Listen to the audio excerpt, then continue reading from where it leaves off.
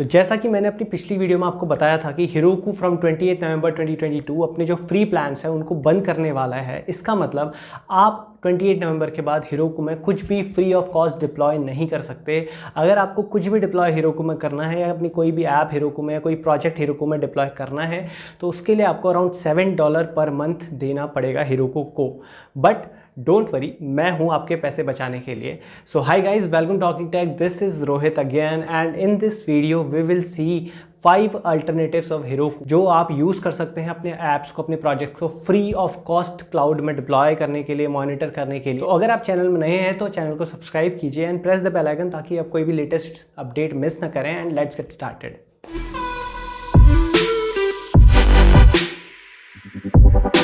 First of all मैं बताना चाहूँगा ये वीडियो कोई भी प्रमोटेड वीडियो नहीं है। इसमें जो भी मैं आपको प्लेटफॉर्म्स बता रहा हूँ Heroku के जो अल्टरनेटिव्स हैं वो मैंने खुद या तो यूज़ करें या तो मैंने रिसर्च करा है जहाँ से भी, एंड वो प्लेटफॉर्म मेरी अपनी इंडिविजुअल अपना ओपिनियन है एंड ये कोई भी पेड प्रमोशन नहीं है। ओके, सो अल्टरनेटिव्स के बारे में बात करने से पहले जान लेते हैं थोड़ा बहुत Heroku के बारे में। तो Heroku बेसिकली एक platform as a service provider है जो आपको आपके प्रोजेक्ट्स या आपके एप्लीकेशन को अपने प्लेटफॉर्म पे डिप्लॉय, कॉन्फ़िगर, मॉनिटर करने का ऑप्शन देता है। आपको बहुत इजी इंटरफेस प्रोवाइड कराता है जिससे आप बहुत ईजिली अपने एप्लीकेशंस को डिप्लॉय कर सकें क्लाउड में। एंड ये फ्री है, इजी टू यूज़ था अभी तक के लिए। बट अभी फ़िलहाल Heroku की जो लेटेस्ट गाइडलाइन आई थी उनके अकॉर्डिंग आप 27 नवंबर 2022 के बाद Heroku के जो फ्री डायनो आवर्स हैं आप उनको यूज़ नहीं कर पाएंगे। आपको सर्विस यूज़ करने के लिए आपको कुछ ना कुछ उसकी जो फीस है, प्लेटफॉर्म फीस है अराउंड $7 पर मंथ, वो आपको देनी पड़ेगी। तो इससे बचने के लिए हम कौन कौन से प्लेटफॉर्म ऐसे हैं जिनको हम फ्री ऑफ कॉस्ट यूज़ कर सकते हैं एंड वो Heroku की तरह ही हमें सिंपलर और इजी नेविगेशन प्रोवाइड करते हैं, इस वीडियो में हम इसी बारे में बात करेंगे।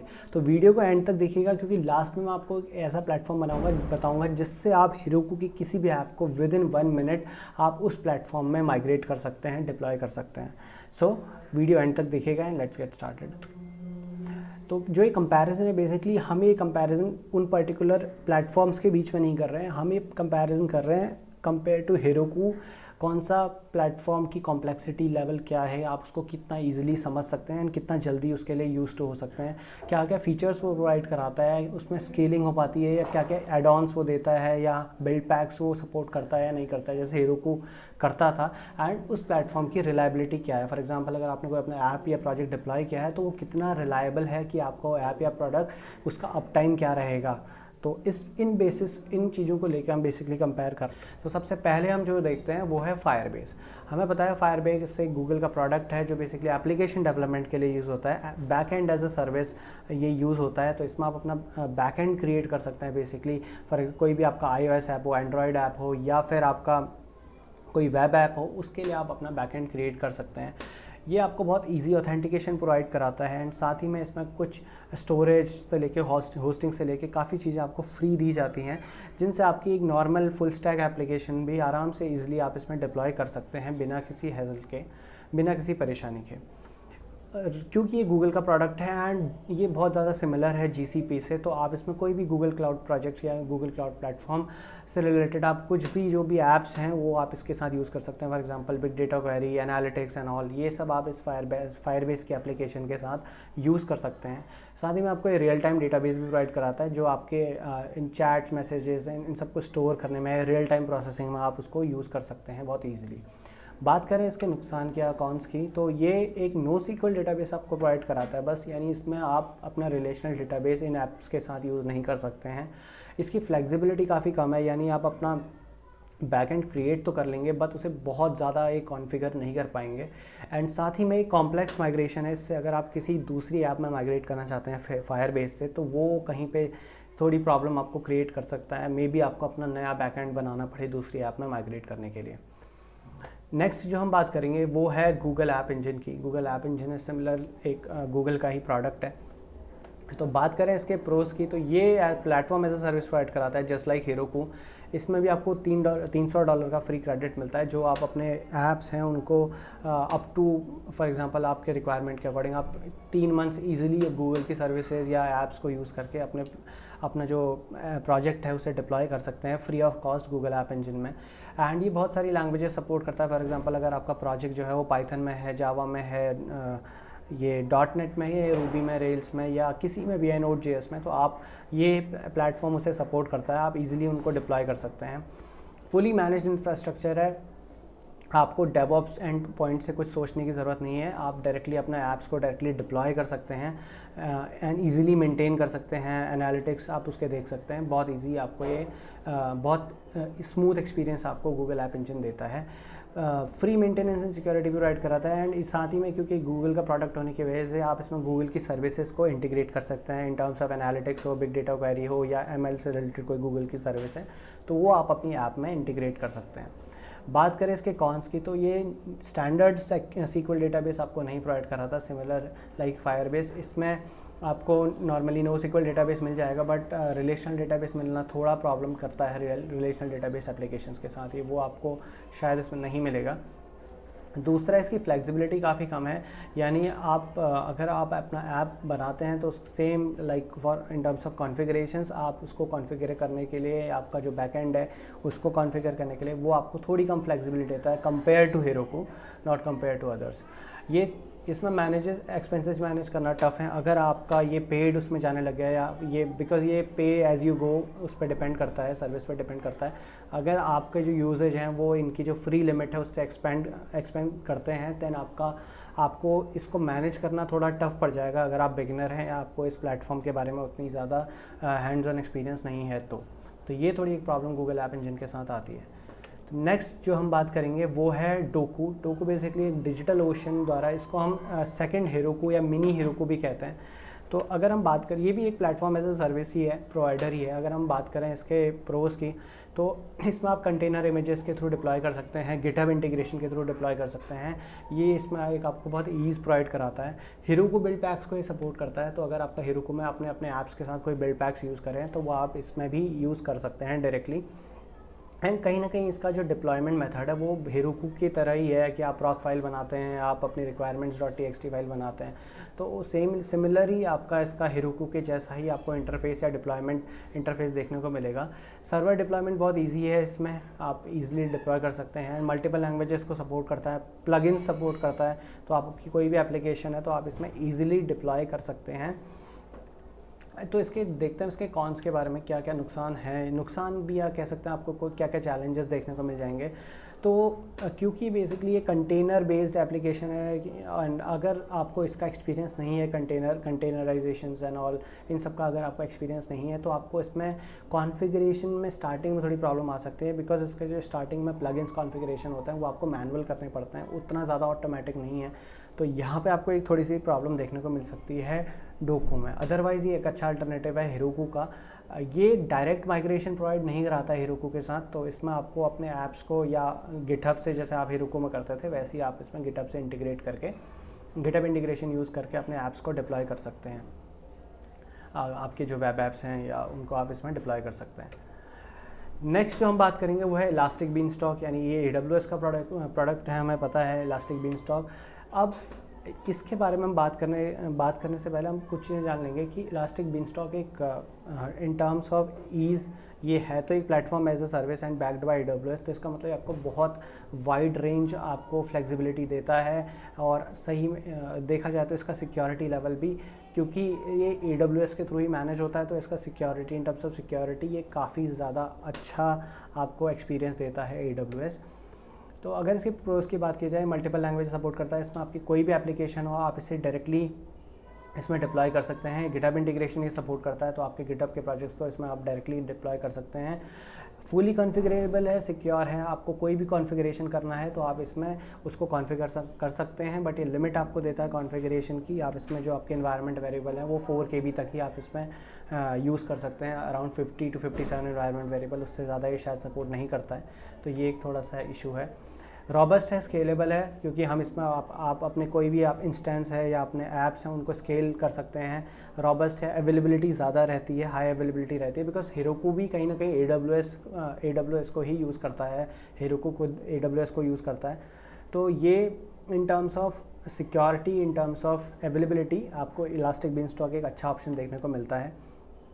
कॉस्ट इफेक्टिव है, अगर आपका यूजेज हाई भी हो जाता है तो आपको इसमें जो चार्जेस हैं वो काफ़ी कम देखने को मिलते हैं कंपेयर टू अदर्स AWS में।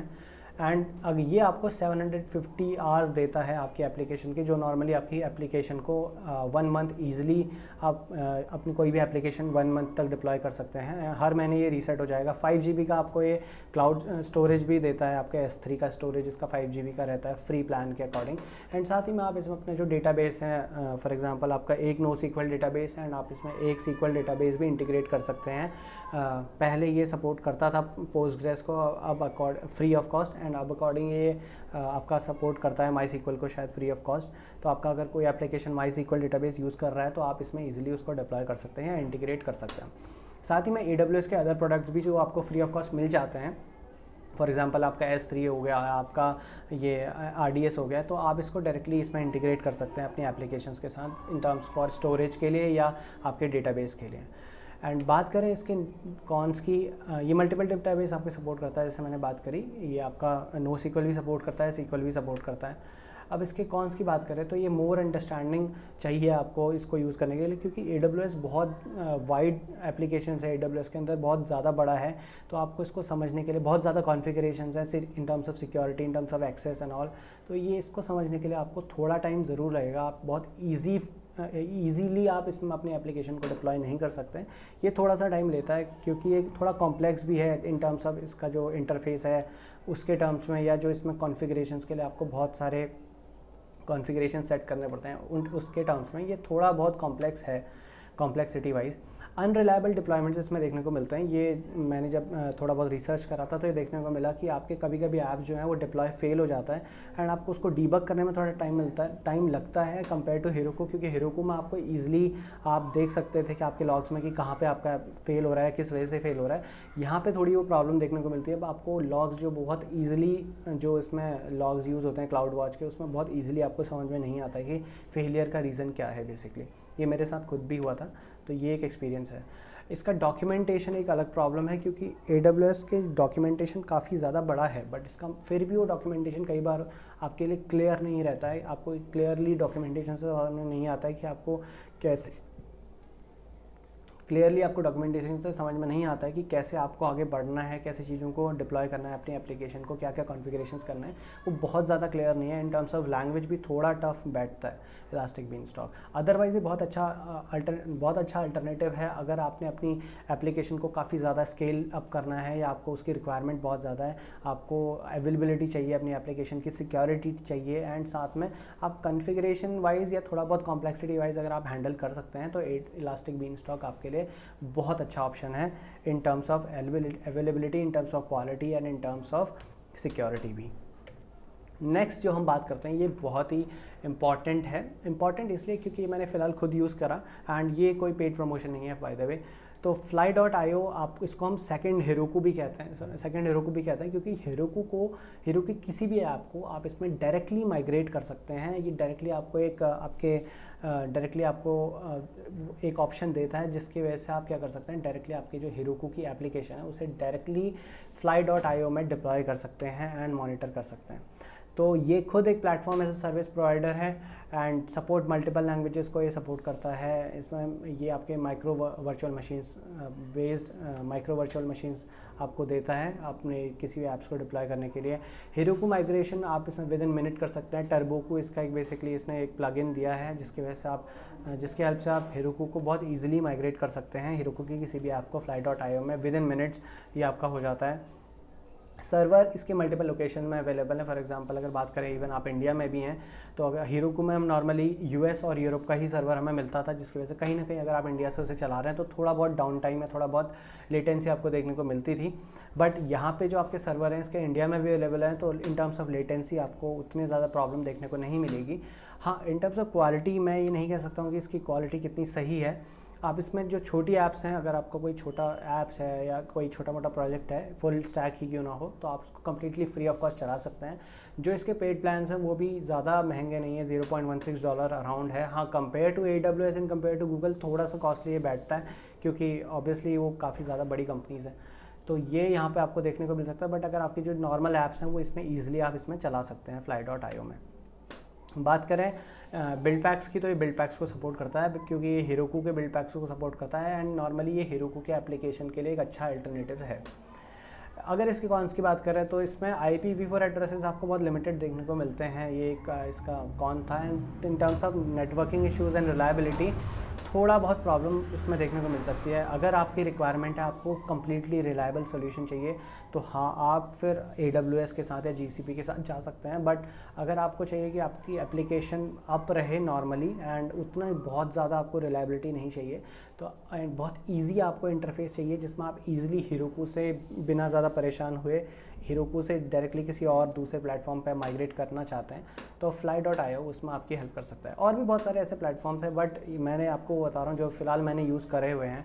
फायरबेस के साथ मैंने अभी डिप्लॉयमेंट कोई ट्राई नहीं किया है, इसलिए मैं उसके बारे में ज़्यादा श्योर नहीं हूँ। बट हाँ, बाकी सब के साथ मैंने कुछ ना कुछ डिप्लॉयमेंट्स अपने कुछ ना कुछ ऐप्स को डिप्लॉय करके देखा है।